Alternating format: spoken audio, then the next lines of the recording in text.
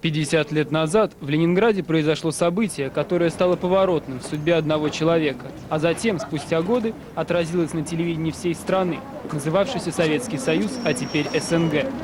17 сентября 1945 года для Давида Карасика, мобилизованного из армии по инвалидности после 4 ранений и 2 контузий, начался первый учебный день человека, связанный с институтом, который сегодня называется Театральной академией.